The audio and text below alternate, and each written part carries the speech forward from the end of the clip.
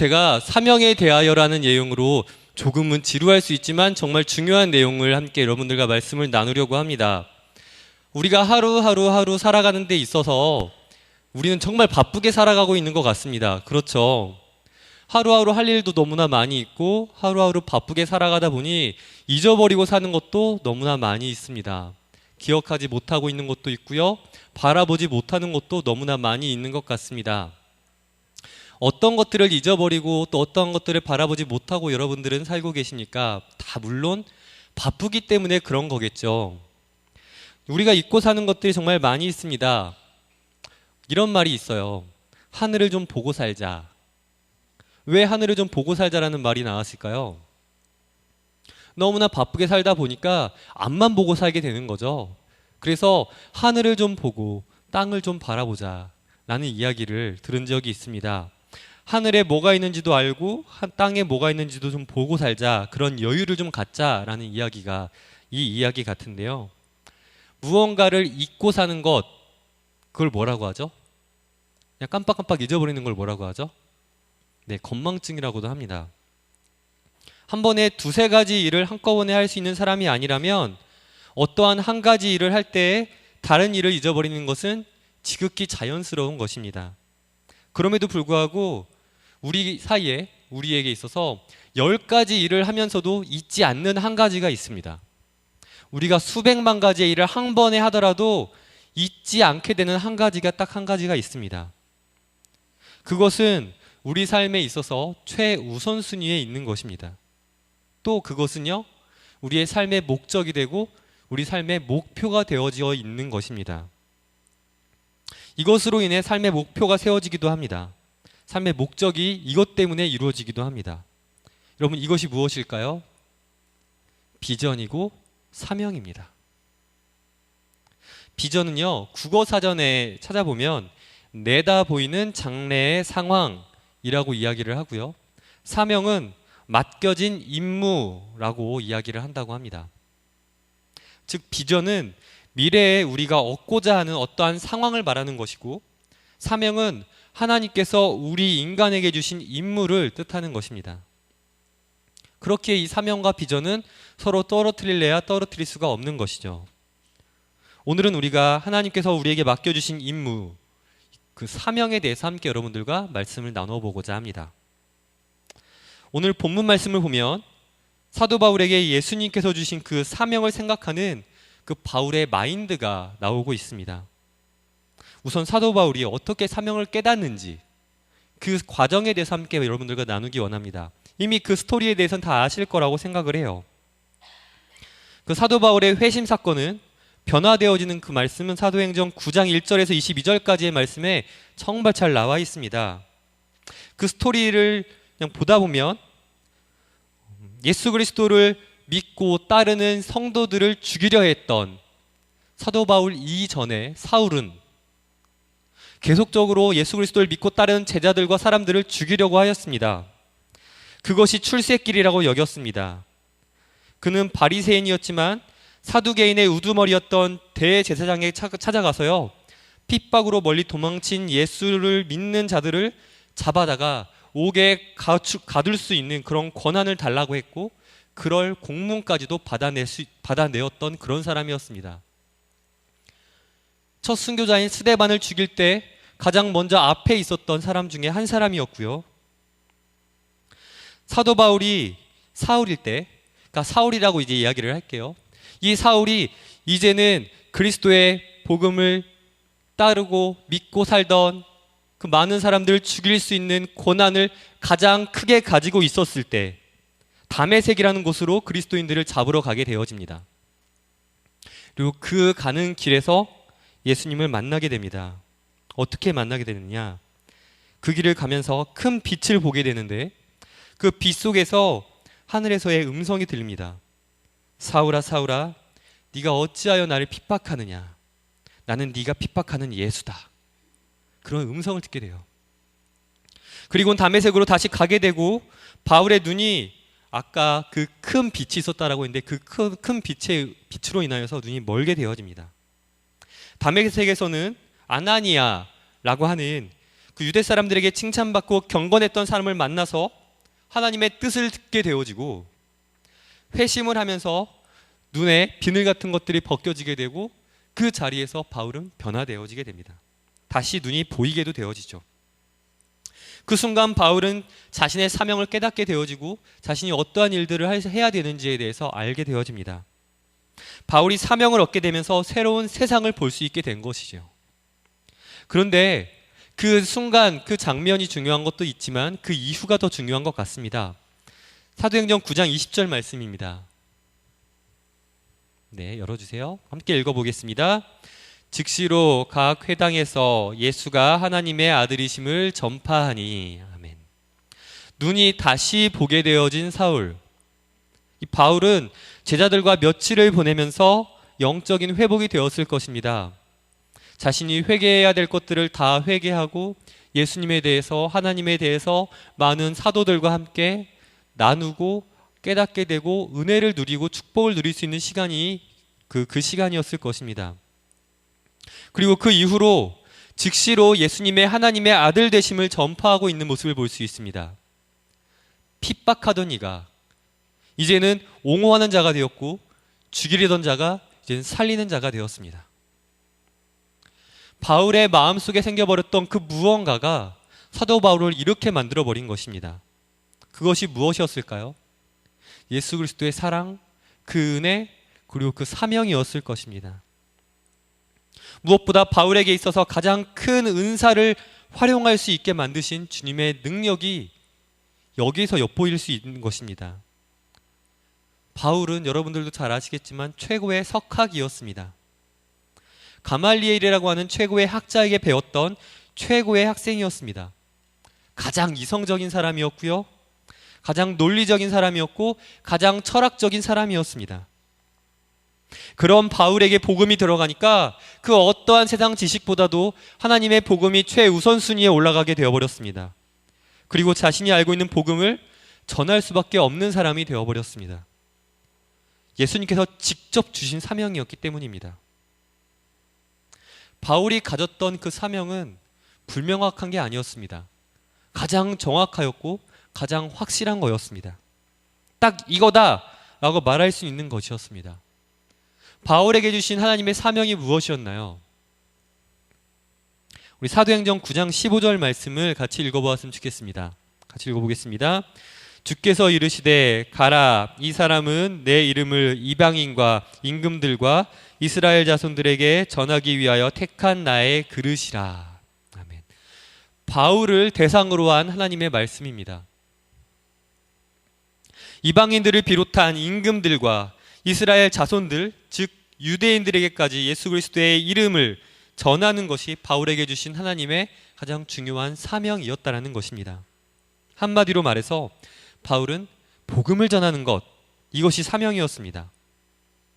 바울이 누렸던 이 사명, 바울이 하나님께 받았던 이 사명, 하나님께서 맡겨주신 이 사명에는 몇 가지 특징이 있습니다. 그 특징에 대해서 여러분들과 함께 나누기 원합니다. 첫 번째로 바울의 사명에는 은사를 활용하게 하는 특징이 있었습니다. 아까 제가 잠깐 말씀을 드렸는데 성경에 보면 많은 바리새인들과 사두개인 그리고 제사장들과 변증을 하는 이야기가 나옵니다. 변증이라는 것은 어떠한 것에 대하여서 논리적이고 철학적이고 이성적으로 풀어 설명하는 것을 말합니다. 이렇게 풀어 설명하면서 어떠한 대상과 토론하고 토의하는 그런 이야기입니다. 그런 것이 바로 변증인데요. 예수 그리스도에 대해서 부정한 이들과 변증하면서 예수님의 하나님의 아들 되심을 가장 이성적이고 철학적이고 논리적으로 설명하였다라는 것입니다. 사실 이것만큼 바울에게 있어서 자신 있는 건 없었을 거예요. 이것만큼 바울에게 있어서 제일 잘할 수 있는 것이 없었을 것입니다. 그만큼 철학적이고 논리적이었던 사람이었기 때문입니다. 오죽했으면 그 수많은 예수님에 대해서 변증을 하였던 바울을 죽이려고까지 했었을까요? 그만큼 자신의 은사를 잘 활용하여서 복음에 대해서 그는 증거하고 변증을 잘했다는 것입니다. 아까도 잠시 말씀드렸지만 최고의 석학이었던 사도 바울. 이 사도 바울과 토론을 하고 변증을 하는 것은 사도 바울에게 있어서는 굉장히 즐거운 일이었을 것입니다. 굉장히 행복한 일이었을 것입니다. 여러분, 사실을 말하는 사람과 사실이 아닌 아닌 것을 말하는 사람, 이 두 사람이 싸우게 된다면 누가 이길까요? 말 잘하는 사람이 이기겠죠. 사도 바울은 그 누구보다도 말을 잘할 수 있었던 사람입니다.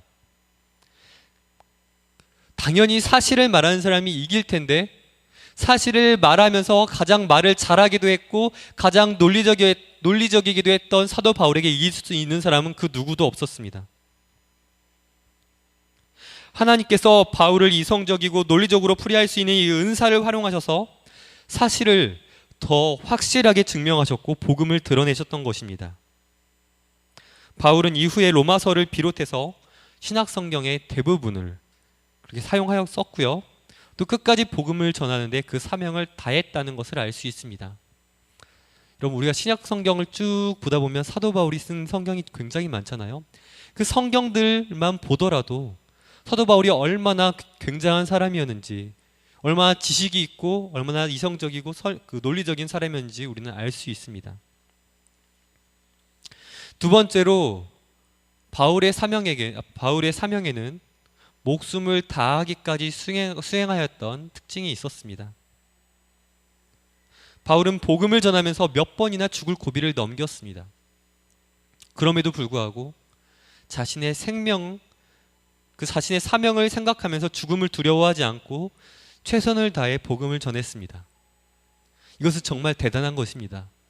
여러분, 목숨을 걸고 그리스도의 복음을 전하실 수 있는 그런 믿음이 있으십니까? 여러분들의 생명을 걸고 복음을 전하실 수 있는 믿음, 용기가 있으십니까? 제가 이 중고등부 아이들하고 같이 여러 가지 이야기를 나누는데 한때 제가 저의 꿈에 대한 이야기를 나눈 적이 있습니다. 저는 얼마 전에 꿈을 꾼 적이 있습니다. 북한군에게 잡혀있는 꿈이었습니다. 굉장히 웃긴 꿈인데요. 여러분들이 생각하시는데 지금도 잊혀지지 않는 꿈입니다. 제 앞에 꽤 긴 줄이 서 있었습니다. 저 말고도 여러 명이 잡혀 있었는데 북한군이 한 명 한 명 질문을 합니다. 너 예수 안 믿고 살래? 예수 믿고 죽을래? 저 예수님을 놓지 않겠습니다 라고 말하는 사람들은 제 옆에 있는 교수형대에서 교수형을 당합니다. 여러분, 여러분들의 꿈속에 이런 일들이 일어난다고 생각해 보세요. 한 명 한 명 다가왔고 이제 제 차례가 되었습니다. 전 정말 두려웠습니다. 너무나 두려웠습니다. 죽음을 앞두고 있는 사람들의 모습, 제 앞에 있는 사람들의 모습을 볼 때도 그 사람들도 두려워하는 모습을 볼 수 있었고, 죽는 장면을 계속적으로 보다 보니 제 안에도 너무나 큰 두려움을 가지게 되었습니다. 죽음이 이렇게 두렵구나 라는 걸 느낄 수 있었습니다. 저는 교수형 때를 바라보았고 큰 두려움이 제게 몰려왔습니다. 이제 북한군이 저한테 질문을 합니다. 너 예수 안 믿고 살래? 예수 믿고 죽을래? 꿈이다 보니까 저희 부모님이 이 앞에 계셨어요. 갑자기 나타나셨어요. 그리고 저는 생각하기 시작했습니다. 살아야 되나? 죽어야 되나? 제가 어떻게 했을까요?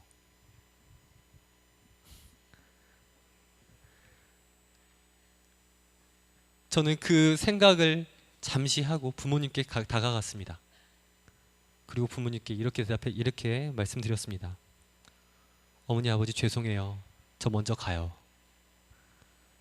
그리고 교수형대에 가서 교수형을 당하려는 순간 깨어났습니다.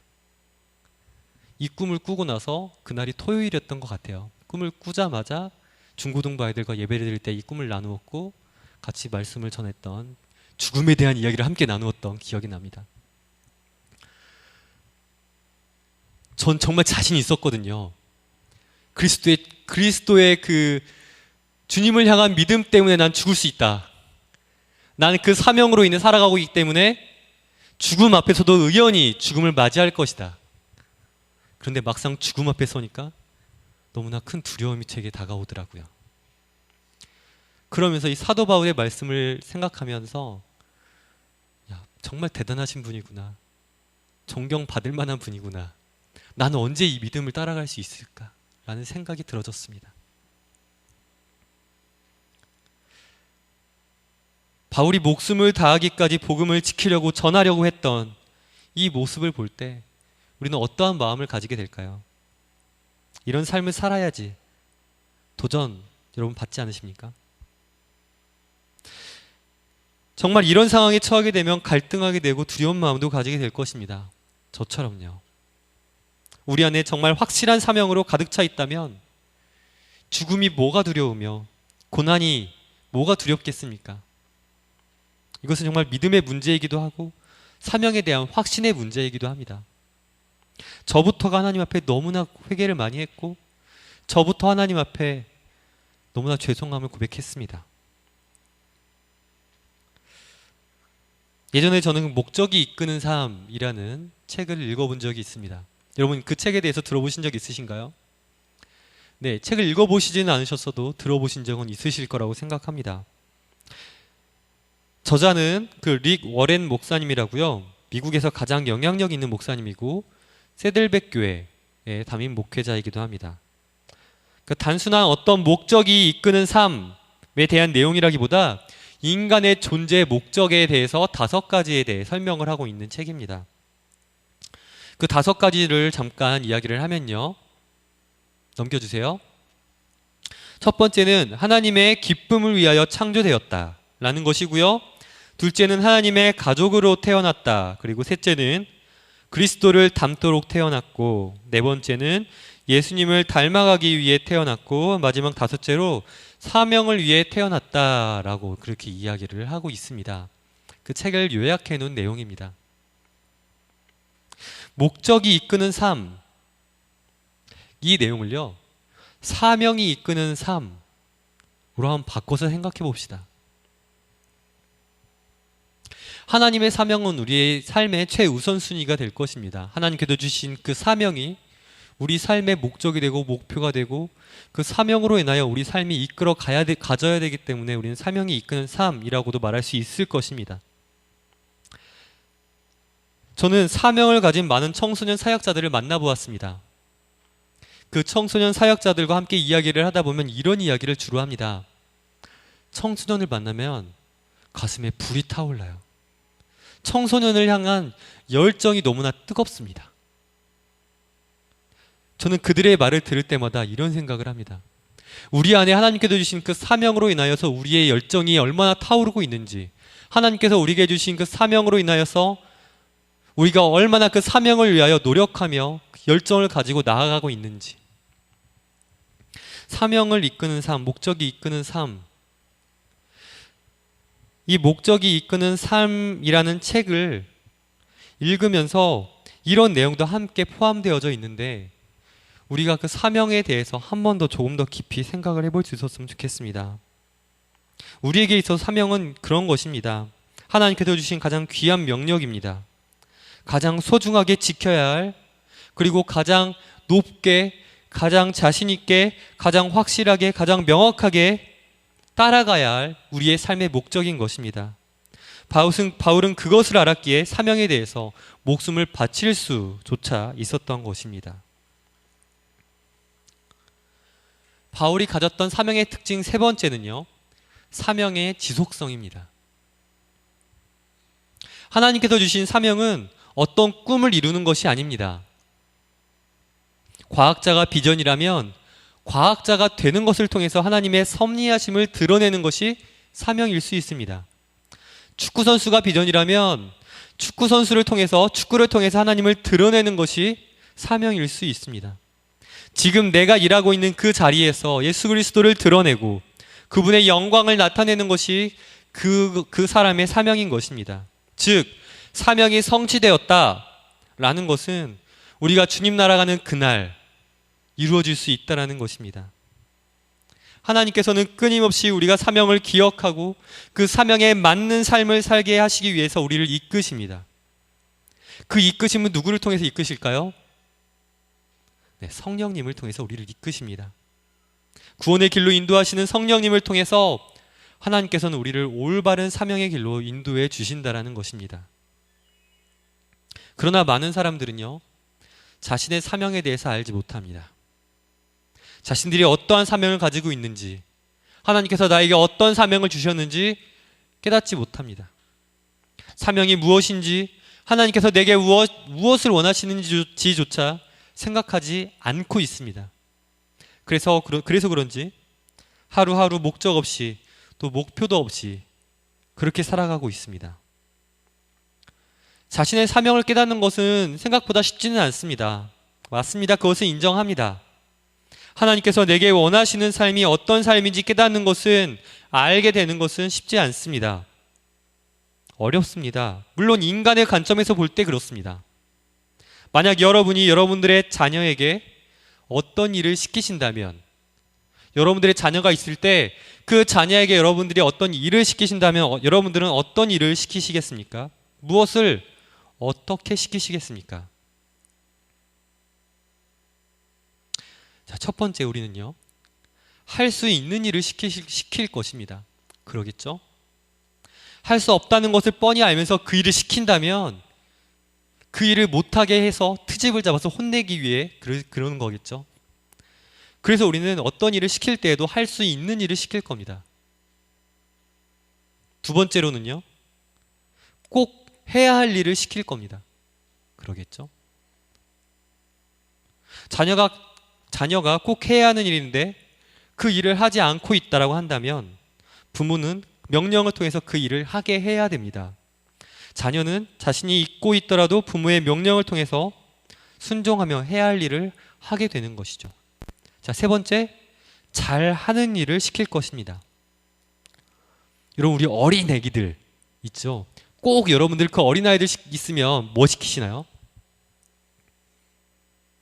우리 노아 있습니다. 노아. 여러분, 노아만 만나면 뭘 시키시죠? 노아에게 가장 많이 시키시는 게 여러분 뭘까요? 네, 사랑해. 안녕하세요. 인사. 사랑해. 뭐 그런 거 많이 시키시지 않습니까? 왜 시키나요? 노아한테 사랑을 받고 싶어서 사랑해 시키시나요? 아니죠. 애가 뭘 한다고? 안녕하세요. 인사시키죠. 왜 시킬까요? 인사 받으려고요? 아니죠. 얘가 잘하니까, 신기하니까, 귀여우니까 시키지 않습니까? 똑같은 것 같습니다. 하나님께서도 마찬가지입니다. 하나님께서 주시는 사명은 우리가 꼭 해야 할 일, 그리고 할 수 있는 일, 그리고 우리가 잘하는 일을 우리에게 사명으로 허락해 주십니다. 사명은 이 땅에서 하나님의 계획 속에 우리가 꼭 감당해야 할 일인 것입니다. 그리고 그 일은 우리가 충분히 할 수 있는 일들일 것입니다. 왜냐하면 그 사명은 우리가 잘할 수 있는 일이기 때문입니다. 그래서 하나님께서는 우리에게 은사를 허락해 주셨습니다. 은사는 성도를 통하여 교회를 세우기 위해 주신 것이라고 성경에서 말씀하고 있습니다. 그리고 우리 목사님의 말씀을 통하여서 계속해서 배우고 있습니다. 에베소서 5장 12절 말씀에 의하면 이는 성도를 온전하게 하여 봉사의 일을 하게 하며 그리스도의 몸을 세우려 하심이라 라고 말씀하십니다. 여러분, 그리스도의 몸이 무엇입니까? 교회입니다. 하나님께서 인간에게 주신 은사를 주신 것은 하나의 선물인데 그 선물을 통해 그리스도의 몸이 세워집니다. 주신 은사는 결국 우리의 사명을 통해 은사를 활용하여서 교회를 세우는데, 그리스도의 몸을 세우는데 사용되어진다는 것입니다. 여기서 중요한 사실 한 가지는요, 단순히 이 건물 교회만을 말하는 것이 아니라는 것을 여러분 기억하시길 바랍니다. 우리는 교회다라고 얘기하면 우리가 예배드리는 바로 이곳 교회만을 생각합니다. 맞습니다. 그러나 성경에선 이곳 교회만을 말하지는 않습니다. 고린도전서 3장 16절 말씀입니다. 같이 읽어보도록 하겠습니다. 너희는 너희가 하나님의 성전인 것과 하나님의 성령이 너희 안에 계시는 것을 알지 못하느냐. 하나님의 성전. 누가 하나님의 성전이라고요? 너희가 하나님의 성전이다. 우리가 하나님의 성전이다. 이야기하고 있습니다. 바로 우리 자신이 하나님의 성전, 즉 교회다라고 말할 수 있는 것입니다. 예배를 드린 이곳, 바로 이것만이 교회가 아니라 몸된 우리 자신 또한 하나님의 교회가 되었음을 기억하시길 바랍니다. 몸된 우리 자신 또한 사명을 통해, 은사를 통해 하나님의 뜻대로 올바로 세워져야 한다는 것입니다. 우리의 은사는, 하나님께서 선물로 주신 우리의 은사는 우리 자신 또한 하나님께서 우리의 은사를 통하여 우리 자신을 세워 나가시라고 만들어 주신 것입니다. 우리가 삶 속에서 허투루 살지 아니하고 하나님께서 주신 은사를 사용해서 우리에게 맡겨주신 사명을 감당함으로 그리스도인으로서 부끄럽지 않은 삶을 살게 하시려는 하나님의 은혜임을 기억하시길 바랍니다. 그리고 예배를 통하여서, 교회에서의 헌신과 섬김을 통하여서 은사를 더욱 드러내시는 것을 원하신다는 것, 여러분 기억하셨으면 좋겠습니다. 사명을 감당하는 것에 대해서 여러분 오해는 하지 않으셨으면 좋겠어요. 은사에 대해서 우리의 육체된 교회만을 얘기하는 것이 아니라 진정 우리가 섬기고 있는 이 교회, 다니고 있는 이 교회 각각의 장소에서 우리의 은사를 활용함으로 우리의 사명을 감당해야 한다는 것도 여러분 기억하셨으면 좋겠습니다. 여러분들은 어떤 은사를 통해 어떤 사명을 감당하고 계십니까? 이미 사명을 감당하며 사시는 분이 대부분이실 거라고 생각합니다. 자신의 사명이 무엇인지 알고 그 사명에 대해서 최선을 다해 봉사하고 헌신하고 계시는 거라고 생각합니다. 사명을 감당하고 사시면서도 내가 사명을 감당하고 살고 있나 의문이 계시는 분도 있을 거라고 생각합니다. 내가 사명을 감당하고 있는지, 아니면 내가 어떤 사명을 감당하고 살아야 하는지, 지금 내가 교회에서 봉사하고 있는 것이, 봉사해야 할 것이 무엇인지에 대해서도 아직 생각하지 못하고 계신 분도 있을 거라고 생각합니다. 내가 할 수 있는 것들이 무엇인지, 내가 해야 하는 사역이 무엇인지, 내가 잘하는 사역이 무엇인지 여러분 관심 가져주십시오. 그것이 여러분들의 하나님께서 주신 사명입니다. 사명이 확실한 사람은 결코 흔들리지 않습니다. 넘어지지도 않고 다른 길로 빠지지도 않습니다. 옳은 길을 걸어가게 되고 다른 길은 보지도 듣지도 않게 됩니다. 왜냐하면 사명이 올바른 방향을 올바른 길로 잡아주기 때문입니다. 우리가 자주 부르는 찬양 중에 사명이라는 찬양이 있습니다. 이 찬양의 가사를 잠깐 읽어드리려고 합니다. 주님이 홀로 가신 그 길 나도 따라가오. 모든 물과 피를 흘리신 그 길을 나도 가오. 험한 산도 나는 괜찮소. 바다 끝이라도 나는 괜찮소. 죽어가는 저들을 위해 나를 버리길 바라오. 아버지 나를 보내주오. 나는 달려가겠소. 목숨도 아끼지 않겠소. 나를 보내주오. 세상이 나를 미워해도 나는 사랑하겠소. 세상을 구원한 십자가 나도 따라가오. 생명을 버리면서까지 나를 사랑한 당신. 이 작은 나를 받아주오. 나도 사랑하오. 예수님께서도 사명이 있으셨고 그 사명을 자신의 목숨을 다하기까지 감당하셨습니다. 죽음을 통해 사명을 감당하신 그 사랑은 바로 우리를 향한 사랑이었습니다. 그래서 우리는 이 찬양을 통해 험한 산 속에서라도 바다 끝에서라도 주님 주신 사명을 감당하겠다 고백하는 것입니다.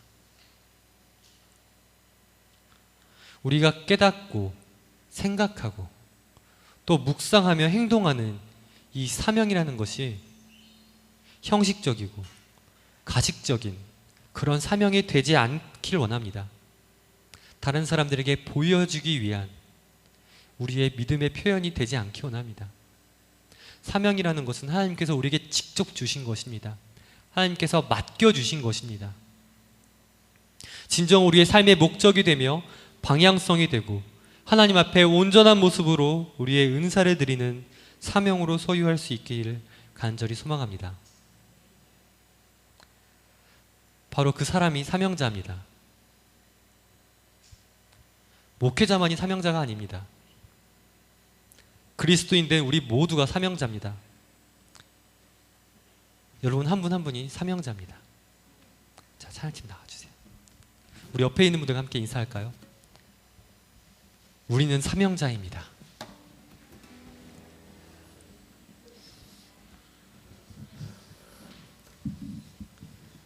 자, 여러분들은 어떠한 사명을 가지고 계십니까? 또 어떠한 사명을 가지고 앞으로 하나님을 섬기고 헌신하시겠습니까? 내가 주를 위하여 어떤 사명을 감당하고 있는지, 내가 교회를 위하여 어떠한 사명을 감당해야 하는지, 내가 가진 은사가 혹시 나만을 위하여 쓰여지고 있지는 않은지, 하나님께서 나에게 원하시고 있는 것이 무엇일까? 한번 돌아보시길 바랍니다. 그리고 생각하시길 바랍니다. 우리 이 시간 함께 찬양할 텐데요. 우리 아까 잠깐 가사를 불러드렸던 사명이라는 찬양 함께 하나님께 올려드리도록 하겠습니다.